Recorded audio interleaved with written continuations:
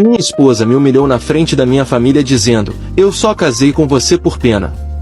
Me expulsou da casa que eu pagava, destruiu minha autoestima, e depois apareceu, surpresa, quando descobriu que o peso morto virou dono da casa, da oficina e da própria paz. Eu reformei a casa com as mãos que herdei do meu pai. Consertei cada rachadura como se isso pudesse salvar meu casamento. Mas nenhuma parede que eu erguesse seria forte o suficiente para segurar alguém que já tinha decidido me abandonar. No dia em que minha esposa disse, na frente da minha família, que só se casou comigo por pena, eu morri um pouco por dentro. Mas o que ela não esperava, é que dali pra frente, eu começaria a viver. Sempre fui o tipo de homem que passava despercebido. Quieto, confiável, nunca fiz questão de atenção. Aos 38 anos, trabalhava longos turnos como supervisor de um armazém em Richmond, Virgínia, e passava meu tempo livre reformando a casa da minha mãe, que faleceu anos atrás. Lia romances policiais antigos e estava sempre pronto para ajudar os vizinhos com o que fosse. Foi num evento beneficente da igreja que conheci a Jada. Ela tinha acabado de perder o emprego e estava lutando para se reerguer. Comecei a levá-la para entrevistas, comprava mantimentos quando podia e orava com ela. Ela dizia que eu era seu porto seguro.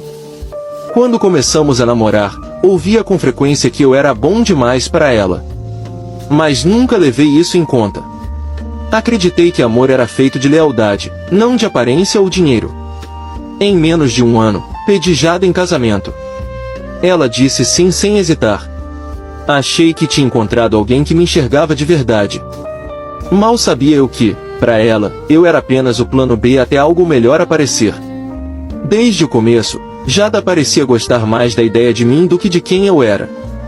Falava para as amigas sobre como eu era estável, mas torcia o nariz sempre que eu mencionava meus sonhos. Meu maior desejo era abrir uma pequena oficina mecânica. Ela dizia que era perda de tempo. Que devíamos focar primeiro nos objetivos dela, alavancar o negócio que estava tentando iniciar. Concordei. Usei minhas economias para ajudá-la a montar um serviço de beleza móvel. Fiz o site, paguei o marketing, levava ela até os clientes. Fiz tudo com carinho. O negócio dela cresceu. O afeto dela por mim, não. Ela parou de segurar minha mão, ignorava minhas ligações quando saía. Quando eu tentava conversar, ela me chamava de carente. Homem de verdade não fica cobrando atenção, dizia. Fui me calando, evitando conflito. Ainda acreditando que, com o tempo, o amor dela iria se igualar ao meu. Com o sucesso do negócio, ela ficou mais confiante e mais cruel. Começou a criticar tudo em mim, meu trabalho, minha roupa, até meu jeito de falar. Em reuniões de família, me interrompia, debochava das minhas opiniões. Seus amigos me tratavam como um móvel. Mas eu continuei lá. Cozinhava, pagava as contas, fazia de tudo para que ela não precisasse se preocupar com nada. Acreditava que todo casamento passa por estações difíceis. Achei que aquilo era só um inverno. Mas por dentro, eu sangrava. O calor que um dia ela me deu virou gelo. Tentei reacender as coisas. Escrevi cartas, planejei encontros, sugeri terapia. Ela riu na minha cara. Pra quê? Se o problema é você. Cada dia eu me sentia menor. Mas não levantava a voz. Continuava tentando. Continuava amando à distância. As coisas pioraram. Ela passou a chegar tarde com desculpas de jantares de networking. Usava roupas que nunca tinha visto, saltos altos, e postava fotos com taças de vinho e pratos caros, sempre cortando quem estava com ela. Quando eu perguntava, ela virava os olhos. Você não precisa saber de tudo. Até que, uma noite, ela chegou às 2 da manhã cheirando a perfume masculino. Quando perguntei com calma, ela estourou. Não começa a bancar o homem ciumento agora. Você sabia quem eu era quando casou comigo. Fiquei em silêncio. Ela passou por mim como se eu fosse invisível. Naquela noite, sentei na varanda até o sol nascer. Me perguntando como virei um estranho na minha própria casa. Minha irmã, Denise, notou. Perguntou se eu estava bem. Respondi que era só uma fase. Ela sabia que não era. Jada se recusava a visitar minha família, dizia que eram caipiras e vergonhosos. Então comecei a ir sozinho. Nunca falei mal dela, mesmo quando minha mãe chorava de preocupação. Porque, para mim, lealdade não era opcional. Era para sempre. Mesmo quando não era merecida. Mas meu coração doía. A mulher por quem eu um dia orei agora me tratava como um incômodo. Mesmo assim, carregava suas compras, dobrava sua roupa, esquentava o carro nas manhãs frias. Cada gesto de carinho era recebido com sarcasmo ou silêncio. Eu já não sabia por quanto tempo aguentaria, mas também não sabia como deixá-la ir. Ela já tinha tirado tudo de mim, menos a vontade de suportar. E, naquele momento, era tudo que me restava. Então veio o dia em que tudo desabou. Um domingo como qualquer outro. Convidei minha família para um jantar simples, costela, salada de batata, música ambiente. Limpei a casa, cozinhei, arrumei tudo com cuidado. Jada chegou com 2 horas de atraso, vestida como se fosse sair para uma balada. Mal cumprimentou alguém. Sentou-se à mesa rolando o celular. Quando Denise perguntou como iam os negócios dela, Jada respondeu com um sorriso de desprezo. Indo bem, considerando que eu tenho que carregar um peso morto em casa. A sala ficou em silêncio. Olhei para ela, sem entender. Ela me encarou e disse, autossuficiente para todos ouvirem. Eu só casei com você porque senti pena de você. Quando ela disse aquilo, ninguém na sala soube o que fazer. Não houve risos. Não houve choque fingido. Só silêncio. Um silêncio denso, sufocante. E então ela completou, se levantando. Aliás, por que você não faz as malas hoje mesmo? Cansei de fingir. Saiu pela porta como se tivesse acabado de jogar o lixo fora. E foi exatamente assim que me senti, como lixo. Fiquei sentado ali, paralisado. Minha família estava tão atonita quanto eu. Minha mãe tentou estender a mão, mas recuei.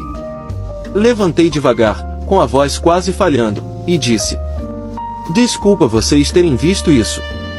Recolhi os pratos, lavei a louça, guardei as sobras. Fiz tudo mecanicamente, como se nada tivesse acontecido. Mas por dentro, algo quebrou de vez. Não uma rachadura. Não um corte. Quebrou. Se partiu. Irreversível. Naquela noite, não voltei pro nosso quarto. Deitei no sofá, olhando pro teto, repetindo as palavras dela na cabeça como um mantra maldito. Eu só casei com você porque senti pena. Ali, sem ninguém por perto, encarei a verdade que evitei por tanto tempo. Ela nunca me respeitou. Nunca me amou. Tudo fazia sentido agora. Os olhares de desprezo, as palavras cortantes, as humilhações disfarçadas de piada. Eu era só uma fase. Um trampolim. A dor foi insuportável, mas por baixo dela, veio algo inesperado, clareza. Na manhã seguinte, arrumei uma mochila pequena. 2 camisas, uma calça jeans, minhas botas de trabalho. Não falei nada. Não discuti. Jada estava na cozinha, tomando café e mexendo no celular. Quando passei pela porta, ela disse, sem nem levantar os olhos: cuide para não levar nada que é meu. Balancei a cabeça. Fechei a mochila. Saí. Nenhum abraço. Nenhum pedido de desculpas. Nada. Fui direto para a casa da Denise. Ela abriu a porta antes mesmo de eu bater. Tá bem. Balancei a cabeça. Olhos vermelhos, mas sem lágrimas. Ela não insistiu. Só me deu o quarto de hóspedes. Aquilo significou mais do que qualquer palavra. Naquela noite, sentei na beirada da cama, ainda tentando processar tudo. Fui expulso da casa que ajudei a construir. Diante da minha família. Depois de ter dado tudo por alguém que nunca deu nada de volta. E o pior? Ela não sentia vergonha. Não sentia nada. Voltei ao trabalho tentando me distrair, mas eu era um fantasma. Colegas notaram. Eu não sorri. Não conversava. Ficava até tarde, mesmo não tendo mais casa para voltar. No almoço, me isolava, olhando fotos da vida que eu achava que tinha, um jantar de Dia dos Namorados, a festa surpresa de aniversário dela, tudo mentira. Eu era só um recurso. Enquanto isso, Jada postava selfies com legendas como "Recomeço e a paz custa caro". As pessoas comentavam como ela estava brilhando. Ninguém sabia o preço. Ninguém sabia quem tinha pagado por isso. Eu não respondi. Não postei nada. Não me defendi. Estava cansado demais para isso. Mas no meio de todo esse cansaço, algo começou a se acender dentro de mim. Não era raiva. Não era sede de vingança. Era algo mais perigoso, uma determinação silenciosa. Foi Denise quem sugeriu: "Por que você não volta a mexer com carros? Vai te fazer bem." Havia um lugar que eu amava quando mais novo, a oficina do Sr. Langston.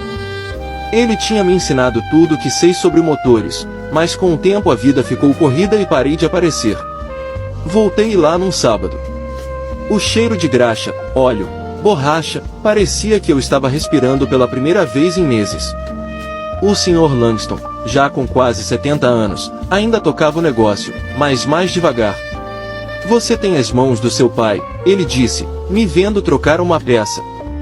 "Mas deixou o mundo te desgastar." Sorri com tristeza. Aquilo doeu mais do que queria admitir. Ele começou a me chamar para ajudar nos fins de semana. Nada fixo. Só para distrair a cabeça. Aceitei. Graxa debaixo das unhas era melhor que o silêncio no peito. Aos poucos, comecei a ir mais. Apertar parafusos era mais fácil do que consertar um coração partido. E, estranhamente, consertando coisas quebradas, eu comecei a me remontar também. Enquanto eu reaprendia a viver, o mundo de Jada começava a ruir. No início, parecia que ela estava bem. Continuava postando, mostrando jantares e frases de autoajuda. Mas o que ninguém via era que o apoio invisível que eu dava sumira, eu que cuidava do site, da agenda, dos clientes, das finanças. Agora, tudo estava nas mãos dela, e ela não tinha ideia de como administrar. Clientes começaram a reclamar. Um acusou ela de roubo. Os agendamentos viraram uma bagunça. E o tal Derek, o homem com quem ela supostamente tinha começado algo, foi se afastando. Ele gostava da Jada divertida, maquiada e misteriosa, não da mulher atolada em dívidas e confusão. Um dia, ela tentou me ligar. Só queria esclarecer umas coisas. Não atendi. O silêncio doeu mais nela do que 1000 palavras. Ela me jogou fora como lixo. Mas agora o lixo tinha ido embora, e levado com ele tudo que mantinha aquela estrutura de pé. Eu, por outro lado, seguia. Um dia, ajudando o Sr. Langston, vi ele olhando umas contas com um suspiro fundo. Não posso continuar com isso para sempre. Sem pensar muito, perguntei: "Já pensou em vender?" Ele me olhou surpreso. "Para quem?" "Para mim, talvez", respondi. E começamos a falar de números. Não era barato, mas não estava fora do alcance. Principalmente agora que eu não gastava mais com os sonhos de outra pessoa. Naquela noite, sentei com um caderno, fiz contas. Entre meu salário e o que ainda tinha guardado, dava para fazer acontecer. Pela primeira vez em anos, senti esperança. Uma esperança só minha. Que não dependia do amor de ninguém. Que não precisava de aprovação de ninguém. E ali, decidi, eu ia reconstruir tudo. Mas do meu jeito. 3 meses se passaram. Trabalhei dobrado. Fazia horas extras no armazém durante a semana e passava os fins de semana na oficina. Cortei tudo que não fosse essencial. Nada de saídas, nada de luxos. Pela primeira vez em anos, tudo que eu fazia era por mim. Não contei a ninguém. Nem mesmo a Denise. Aquilo não era sobre provar algo pra Jada ou pra minha família. Era sobre provar pra mim mesmo que ainda tinha valor. Que ainda havia algo em mim digno de ser cultivado. Quando o Sr. Langston redigiu o contrato final e transferiu a oficina oficialmente para o meu nome, minhas mãos tremiam. Cada assinatura naquele papel era como um prego fincando no chão, dizendo, eu estou de volta. Enquanto eu construía algo novo, Jada se desfazia. As redes sociais dela silenciaram. Sumiram as fotos de Brant e as legendas motivacionais. Clientes desapareceram. Começou a vender perucas de luxo, bolsas, sapatos de grife, tudo pelo Facebook Marketplace. E eu? Não fui atrás. Não ofereci ajuda. Não respondi aos dois sumidos que ela finalmente começou a mandar. Aprendi que se importar com quem não se importa com você é outra forma de autossabotagem. E eu já tinha feito isso demais. A dor ainda existia. Não vou mentir. Mas ela já não comandava meus dias. Eu me senti inteiro pela primeira vez em muito tempo. Cada pneu consertado, cada motor ajustado, cada cliente satisfeito me devolvia um pedaço de mim. Até que um dia, uma carta chegou. Um envelope grosso, com os nomes Morrice e Jada Benson na frente. Era do banco hipotecário. Ela não havia pagado os impostos da casa desde que eu saí. A casa, aquela que ajudei a comprar, reformar, sustentar, estava prestes a ser tomada. E, no papel, eu ainda era proprietário. Marquei uma reunião com um advogado. Ele foi direto. Você ainda é dono da metade. Talvez mais. Ela não refinanciou. Se você quitar a dívida, pode ficar com tudo. Fiz as contas. Eu tinha quase tudo o que precisava, mas hesitei. Aquela casa tinha sido um lar. Mas também tinha sido o cenário da minha maior dor. Pensei em simplesmente deixar pra lá. Mas então lembrei da varanda que construí com o meu pai. Do corredor onde a foto da minha mãe ainda pendia. Aquela casa não precisava ser um túmulo. Podia ser um novo começo. Paguei a dívida. Em silêncio. Sem mensagem, sem aviso. Fiz a transferência legal, atualizei os registros, troquei as fechaduras. Deixei os papéis em ordem. Ela saberia no tempo dela. E soube. Alguns dias depois, recebi mensagens dela, mas não abri. Uma vizinha contou, Jada apareceu na casa, tentou entrar e encontrou a placa de proibido entrar na porta. A chave não funcionava mais. Ela bateu, gritou, esperneou. Uma vizinha abriu a janela. Ele voltou a morar aqui. E tá deixando a casa linda de novo. Ela ficou sem reação. Tentou me ligar. Ignorei. Tentou me mandar áudios. Apaguei antes de ouvir. Ela não queria conversar. Queria controle. Queria o conforto que eu representava. Mas já era tarde. Ela nunca pediu desculpas. Nunca reconheceu o que fez. E eu não estava mais disposto a oferecer abrigo a quem só vinha para destruir. Não a odiava. De verdade. Não desejava mal. Só não queria mais dividir minha paz com quem sempre escolheu o caos. Foquei na oficina. As coisas começaram a andar. Clientes antigos voltaram, jovens da vizinhança começaram a pedir trabalho, e eu os treinava como o Sr. Langston um dia fez comigo. Reformei a fachada, troquei o letreiro, pintei tudo de novo. Meus dias se enchiam de movimento, mas um movimento diferente. Agora era o meu ritmo. Minhas regras. Voltei também à casa. Com calma, sem pressa. Reformei o quarto principal, arrumei o jardim, reconstruí o balanço da varanda com as mesmas mãos que um dia tremeram de dor. Cada martelada, cada parafuso apertado era como um ritual de cura. Não joguei a dor fora. Não neguei o passado. Mas transformei tudo. Usei como tijolo. Como fundação. Um dia, enquanto empurrava o carrinho no supermercado, a vi. Jada. Sozinha, no caixa eletrônico. Sem maquiagem. Sem roupas de grife. A expressão dela não era raiva. Era vazio. Um vácuo de quem percebeu que perdeu algo que não voltaria mais. Morrice, ela disse, quase num sussurro. Acenei com a cabeça. Peguei minha sacola, respondi. Cuide-se. E fui embora. Sem rancor. Sem provocação. Apenas paz. Ela ficou ali, me vendo sair, finalmente entendendo que não tinha perdido só um marido. Tinha perdido o homem que foi a melhor coisa que já aconteceu na vida dela. Cheguei em casa ao entardecer. O sol dourava a varanda recém-reformada. Grace, minha cadela resgatada, latiu do outro lado da janela. Entrei, fechei a porta e respirei fundo. Nada de gritos. Nada de cobranças.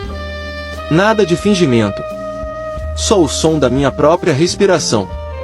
Servi um copo d'água, sentei na poltrona antiga e abri um livro que não tocava há anos. Não precisava de testemunhas. Nem de aplausos. Meu recomeço não foi barulhento. Mas foi real. Não venci com vingança. Venci com resistência. Do mesmo jeito que sempre vivi, em silêncio, com dignidade, com uma força que ninguém nunca soube que eu tinha. E, naquele silêncio, encontrei tudo que ela nunca me deu. Respeito. Liberdade. E o amor que eu sempre procurei. O meu próprio.